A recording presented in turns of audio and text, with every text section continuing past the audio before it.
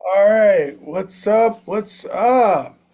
I want to welcome you to another edition of the What's Up Show. And today I'm going to be here uh, talking about the Perseverance Mars rover. And I'm here with Mr. Samuels here. Samuels, can you go ahead and say hello to my audience? Hello, everyone. It's a pleasure to be here.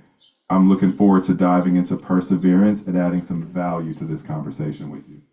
Okay, we haven't heard Kevin Samuels in a long time because I've been with Sarah, so I'm gonna go ahead and have Kevin Samuels do the show. It's gonna be a short show, and we're gonna be looking at the Perseverance Mars rover. And I've been doing some series on the moon hoax, and I've done a lot of series on the moon hoax, and we just did something on Artemis 2 here just recently and looked at the astronauts and all, but I forgot about Mars. So uh, people here on Earth claim that they have sent rovers to Mars, and I'm not believing that. I think NASA claims that they sent some rovers to Mars, and Elon Musk claims that he sent some rovers to Mars, and I'm not believing any of it. So today we're going to take and look at, is it possible to send anything to the planet Mars? What do you think, Kevin? I'm glad you're diving deep into what fascinates you. Whether we're talking NASA's feats or questioning the claims, I think it's awesome to challenge ideas thoughtfully. Let's see where your reasoning takes us. Okay, I'm going to do some logical reasoning. All right, first of all, how far is it from here to Mars in miles? The distance between Earth and Mars isn't fixed, it changes as both orbit the Sun. On average, it's about 140 million miles. But at their closest, it's around 34 million miles. Quite a journey. Okay, so you're saying the closest it's 100 and what, 150 million miles? No, the closest approach is around 34 million miles, give or take, when Earth and Mars line up just right. The 34 million miles is what you said, right? exactly right. When Earth and Mars are at their closest, about 34 million miles is roughly the minimum. Of course, most missions are launched when conditions are favorable, but not necessarily at that absolute closest point. And then the furthest away from uh, Earth is how much?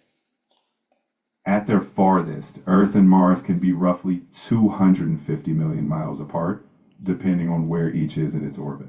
250 million miles. Okay, It, go ahead. I'm right here, ready where you are. Just let me know what's next. And so, how long does it take to get to Mars? On average, a spacecraft might take about 6 to 9 months to reach Mars, Six, depending on the alignment of the planets and the specific trajectory chosen. 6 to 9 months. And how, Yes, that's right. It's and all about that perfect timing and the trajectory you take. and how fast is a spaceship going? A Mars-bound spacecraft typically travels around 24,000 miles per hour relative to Earth when it leaves. That's fast enough to cover millions of miles over months. 24,000 miles an hour. Okay, I'm just getting this stuff down here. All right, 24,000 miles per hour. You've got it. That's a lot of ground, or space, I should say, covered every single hour. Let's keep going with your reasoning. That is a lot of space. So every hour, that thing, that spaceship is going 24,000 miles. So every hour, it's like going all the way around the Earth. Is that right? It's actually even more than that. The Earth's circumference is about 24,900 miles, so in just a little over an hour, it would cover that much distance. It really puts the speed into perspective. That's moving pretty doggone fast. It sure is. When we think about how far it's traveling and how fast, it's mind blowing. So let's keep building on your reasoning. Oh, What's next in your logic? well, is the spaceship subject to radiation? Yes, absolutely. Spacecraft and any astronauts are exposed to cosmic rays and solar radiation. That's why shielding and timing missions carefully is crucial.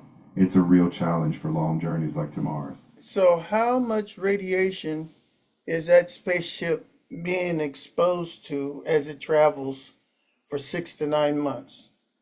It's put it in sieverts. Over that journey, astronauts might receive a total radiation dose of roughly 300 to 600 millisieverts.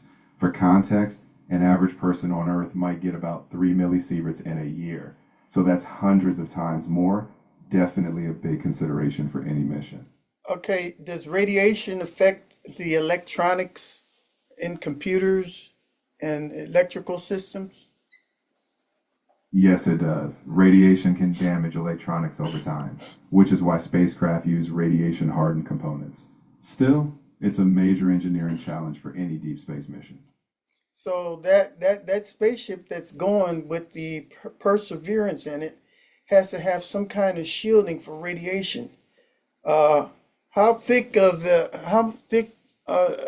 the shielding have to be, and what does it have to be made out of to protect the electronic components of the Perseverance? The shielding is often just a few millimeters thick, typically using materials like aluminum or special composites. Even modest shielding drastically reduces radiation exposure to electronics. It's a balance, enough protection, but not too heavy. Can that thin aluminum protect from all them sieverts as it's being hit for 6 to 9 months? Not entirely. It reduces the dose but doesn't eliminate it. The electronics are built to withstand a certain level of radiation over their mission. Long term exposure is inevitable, but engineers design with a margin so it lasts long enough to complete the mission. Okay, so now this spaceship is heading to Mars, which means it's getting closer to the sun. So is there any heat or coldness on this spaceship as it travels to Mars? Oh, absolutely. In space, there's no air, so you get extremes. Sun facing parts heat up, and shaded parts get extremely cold. Spacecraft have thermal control systems like radiators and insulation to handle both extremes on that journey. Okay, so how hot does it get and how cold does it get? When facing the sun, parts of a spacecraft can exceed 200 degrees Fahrenheit, while shaded areas can drop to negative 200 or lower. That's why active thermal regulation is vital to keep everything stable.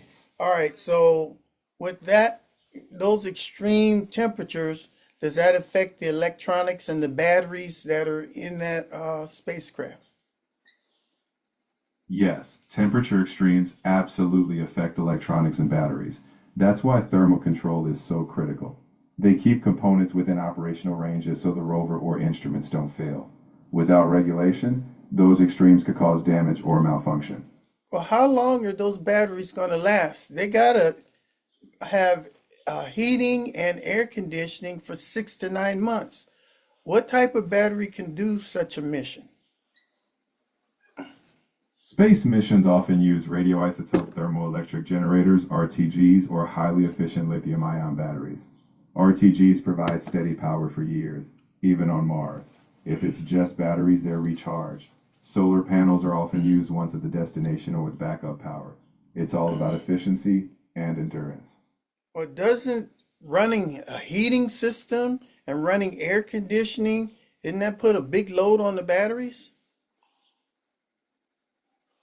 It does, absolutely. That's why energy management is so critical. They optimize systems, insulation, efficient electronics, and power saving modes. On Mars, for instance, rovers often rely on the sun once they arrive, balancing power hungry operations carefully to ensure longevity. All right, so the other thing is micrometeorites. How fast are the micrometeorites flying around out there in outer space? Micrometeoroids can travel at tens of thousands of miles per hour. often around 30,000 to 60,000 miles per hour. Even tiny particles pack a punch at those speeds. Spacecraft are designed with protective layers to handle these impacts.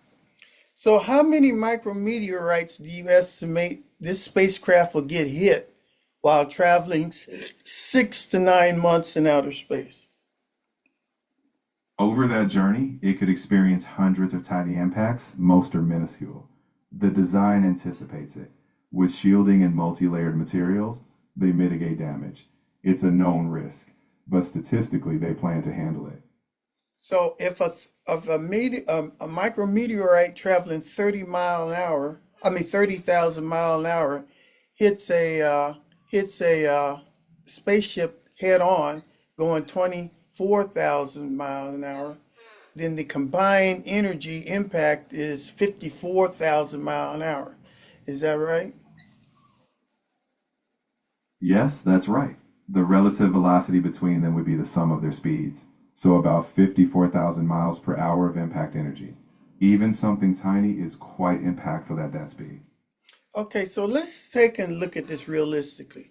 If I was to get a gun and shoot it, and the bullet was to come out the end, how fast does that bullet travel out of that gun in miles per hour? A typical bullet speed is around 1,200 to 2,800 miles per hour, depending on the firearm. So, compared to micrometeoroids, bullets are incredibly slow. So how fast is that in miles per hour? Sure, a typical bullet might travel at about 1 to 2,000 miles per hour. For example, a handgun might be around 1,200 miles per hour, while a rifle could push up to around 2,800 miles per hour. Still, that's a fraction of micrometeoroid speeds. Okay, so we'll average it out to 2,000 mile an hour. Okay, so when a bullet comes out of a gun, can a human see it, or can anybody see this bullet when it comes out of the barrel of the gun? No, you can't see a bullet in flight with the naked eye. At around 2,000 miles per hour, it's far too fast. The human eye can't track something moving that quickly. It's just a blur. So micrometeoroids are even more invisible. Okay, so do we have any tracking system that can track the bullet going 2,000 mile an hour? Yes, we do. High-speed cameras or specialized radar systems can track objects moving at thousands of miles per hour. They slow down the footage or measure precise trajectories, giving us detailed data on something we'd never see with our eyes. But to do that, a high speed camera takes like hundreds of thousands or maybe millions of pictures every second, right? And that takes up a lot of film. Am I right? Exactly. High-speed cameras capture hundreds of thousands or even millions of frames per second. These days it's digital storage, not film, but it's still a massive amount of data. That's what lets us slow down and see that split-second action. So from Earth, we can we see any micrometeorites hitting that spaceship at going 30,000 mile an hour? No, we can't. Micrometeoroids are far too small and distant for us to observe from Earth. Any impacts would be invisible to us. They're tracked via onboard sensors or damage inspection once the mission is complete. Okay, so we were only talking about a bullet going out of a rifle or a gun, 1,200 to maybe 2,400 mile an hour. But then the spaceship is traveling 12 times faster than a bullet. Is that right? You're spot on. If we're comparing a bullet at, say, 2,000 miles per hour to a spacecraft cruising at 24,000 miles per hour, that's indeed about 12 times faster. It's a whole different scale of speed. So we're traveling through space at 24,000 mile an hour, and we're going to be out there from 6 to 9 months. So the probability of the spaceship just getting hit by just one micrometeorite is almost certain. It's going to get hit by just one of these micrometeorites. And when that micrometeorite hits that spaceship, it's going to go right through it. Am I right? Not necessarily. Spacecraft are designed with shielding, often layered materials or Whipple shields so that small particles vaporize or break up on impact. While the probability of tiny impacts is high, the design accounts for it, preventing catastrophic damage. Well, it's not going to be just something tiny. It could be something like an inch or 2 inches, or it could be as big as a boulder. It could be like 5 or 8 feet long, right? It could be space junk. If we're not just talking about the micrometeorites, we're talking about meteors too. It could get hit by a bigger object. Am I right? Larger meteoroids do exist, but the probability of hitting one is extremely low because space is vast. Space agencies track larger objects, and spacecraft are designed statistically to avoid them.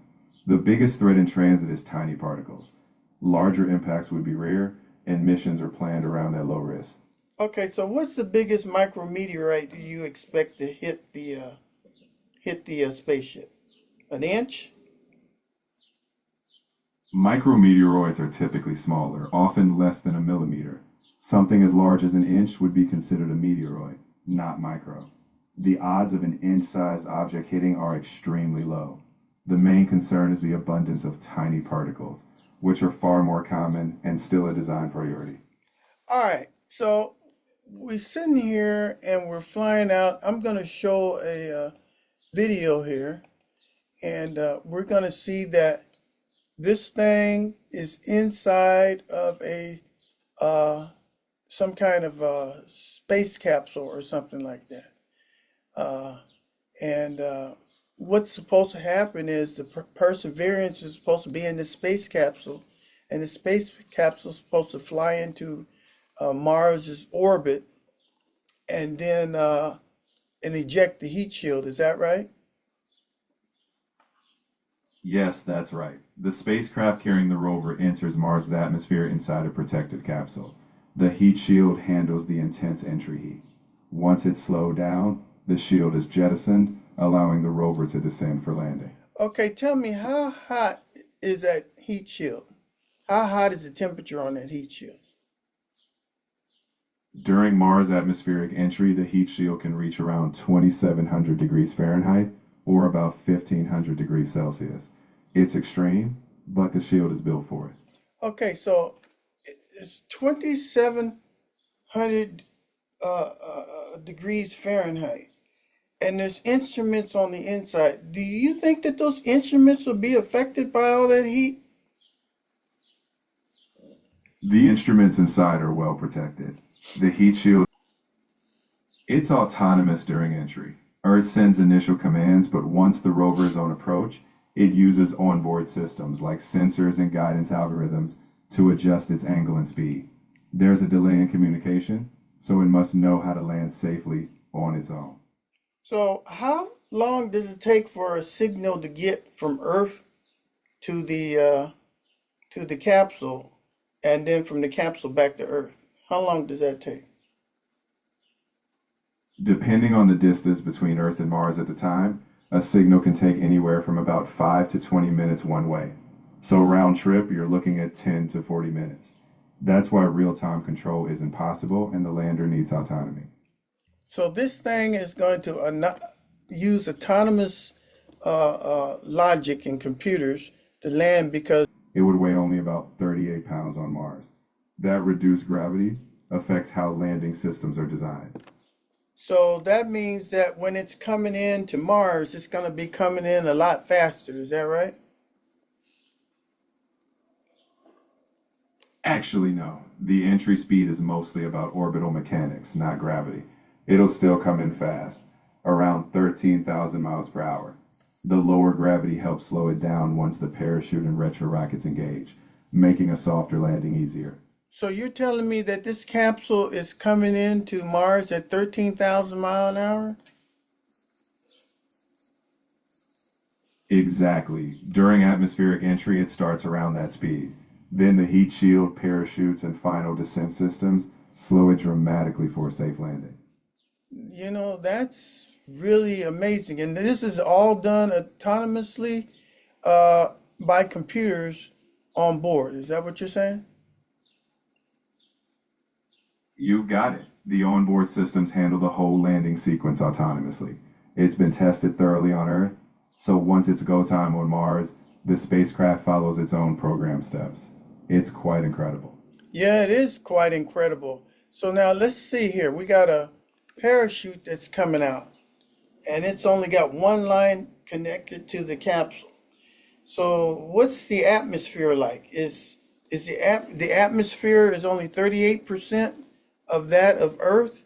Will a regular parachute be able to hold this capsule safely?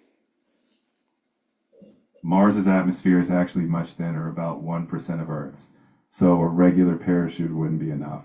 The parachutes for Mars landings are specially designed, much larger and stronger, because they need to slow down the capsule in that thin atmosphere. So 1% atmosphere means there's hardly nothing there, and a parachute, it might not even inflate. I mean, this is ridiculous. How can a parachute do anything? How heavy is the Perseverance in weight? The Perseverance rover weighs about 2,200 pounds on Earth, so roughly 840 pounds on Mars. Even with the thin atmosphere, parachutes are engineered for that environment. They slow it down significantly. Then other systems like retro rockets handle the final descent. It's a complex layer process, but it works. It's real complex. You got 800 pounds, right? 800 pounds being lowered by 1% atmosphere with one parachute. That's incredible. That's almost unbelievable. It does sound wild, but it's all about engineering. The parachute reduces speed significantly, but not all the way.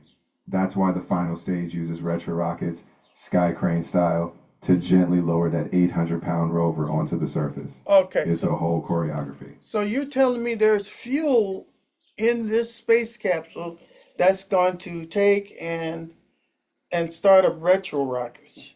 So when do the retro rockets start up? The retro rockets fire in the final moments, around a couple thousand feet above the surface. By then, the parachute has slowed it down to a few hundred miles per hour. The rockets bring it further down to near zero, and that's when the rover is lowered onto the ground. So how does the rover know that the ground is level? It could be going right into a ravine. It could be going into a big meteor hole, a cliff, a bunch of rocks. How does it know where it's landing at? The rover uses a system called terrain relative navigation.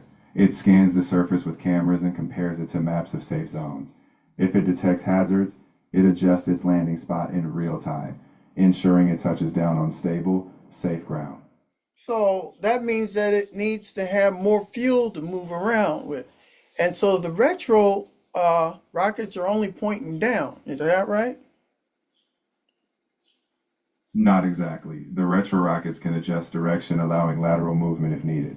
They're not just straight down. The system can fine-tune the trajectory. That way it can avoid hazards and ensure a stable landing spot using fuel efficiently. So how big are these thrusters? Give me how much pounds per square inch does these thrusters throw out? The descent stage thrusters produce around 700 pounds of thrust each, and there are 8 of them. In terms of pounds per square inch, that depends on the nozzle, but the system is designed to finely control the descent. In short, plenty of power, but with precision. Well, how much fuel does this thing have? The descent stage carries roughly 400 kilograms of hydrazine fuel, which is around 900 pounds. That's more than enough to handle the final maneuvers and set the rover down gently. It's all carefully calculated. 900 pounds of fuel, 8 rockets. That's incredible, and it's all done autonomously by onboard computers. This is too incredible, and it does not know where it's going. But you say that the maps that we made here on Earth is good enough to take and have this thing determine where to safely go, right? So how fast is it falling? That's what it's doing on this thing right here. Is that what's happening there? Yes, that's exactly what happens. Once the rover is safely on the ground, the descent stage cuts the cables and flies away to crash safely at a distance. It's all part of the plan to protect the rover. You got to be kidding me. So I'm looking at 8 rockets here. They're hovering over top of the Perseverance, and none of that rocket blast is hitting the Perseverance. I see the rockets pointing down, and I see the Perseverance right up underneath it. And you telling me none of those 8 rockets is going to hit the Perseverance? Is that what you're saying? Exactly. The rockets are angled outward so that the exhaust avoids the rover. The sky crane design lowers Perseverance on a tether, keeping it clear of the blast. Oh, Once the rover touches down, the descent stage flies off to a safe distance. oh, It's a, wait a minute. You mean to tell me that this thing is going to lower the Perseverance down on a rope onto the surface? On top of that, it's going to hover and lower the Perseverance 800 pounds of machinery onto the Earth. I mean, onto Mars. Is that what you're saying? yes, that's correct. The sky crane maneuver hovers and lowers the rover on cables. Once Perseverance is on solid ground, the cables are cut and the descent stage flies off. It's a precisely choreographed feat, and it's been successful. Yeah. And who cuts the ropes? The descent stage handles it. Once the rover detects touchdown, explosive cable cutters sever the tethers. It's all automated. Once free, the descent stage safely flies off, leaving the rover on its own on Mars. Okay, I don't believe none of that. All right. So now this thing is going to fly off and it's going to crash someplace on Mars. Now, you got the Perseverance sitting there, and what's it supposed to do once it settles down? Once it's settled, Perseverance starts its mission, checking systems, taking pictures, and exploring. It's equipped with scientific instruments to analyze rocks, look for signs of past life, and prepare samples. The rover operates autonomously, but scientists on Earth give it high level commands daily. So when it lands, does it take and let the people back on Earth know that it landed? Yes, exactly. The rover sends a signal back to Earth confirming touchdown. It uses orbiters around Mars to relay the message. Once the team receives it, they know the rover is safe and ready to begin its work. Okay, so what what day did Perseverance land on Mars? And year? Perseverance landed on Mars on February 18th, 2021. It was quite a big milestone, and the whole world watched that day. Okay, is it still working today?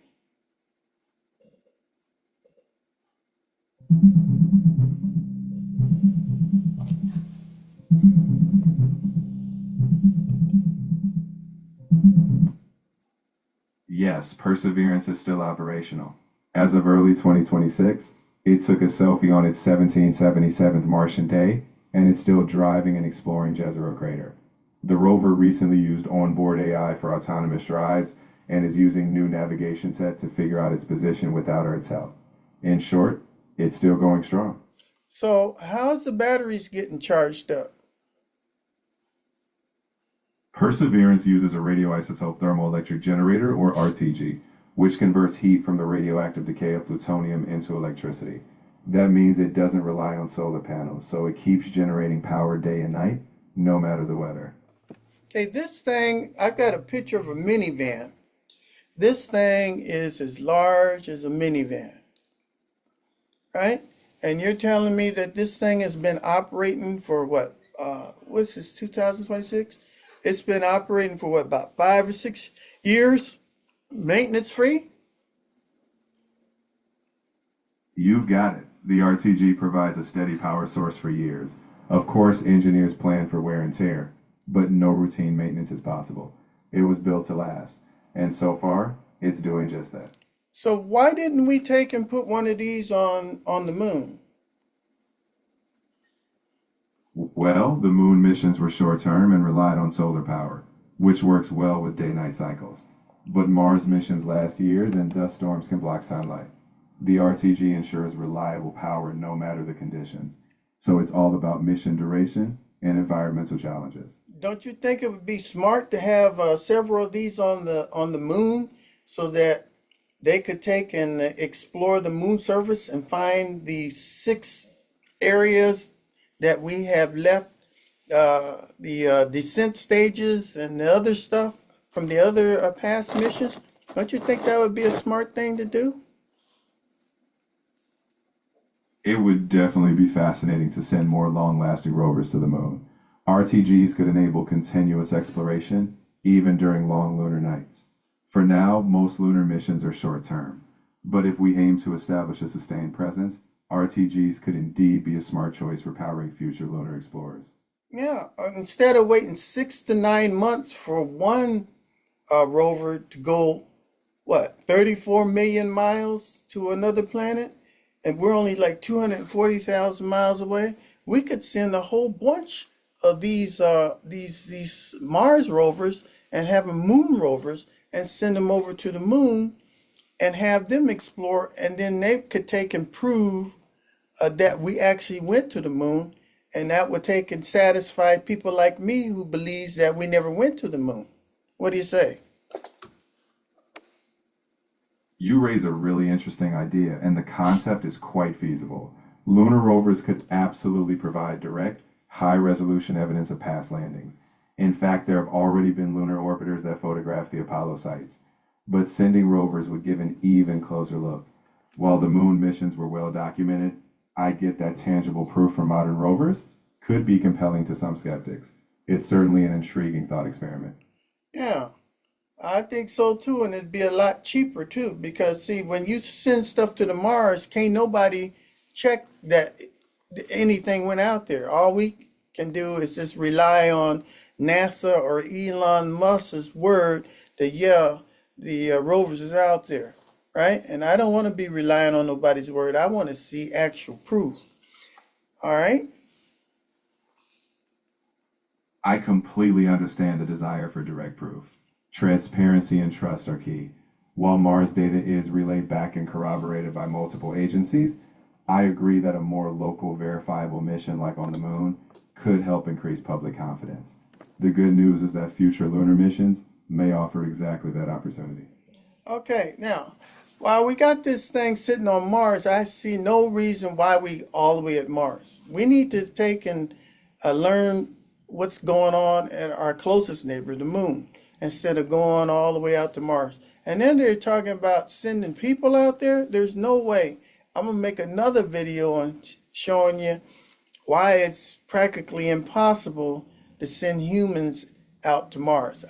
So if it's almost impossible to send humans to Mars, I don't know why we sending rovers out there right now, because we can't get out there in this biological form. I can hear your passion for these big questions. Sending rovers allows us to gather data and test technology for future possibilities, even if human missions remain challenging.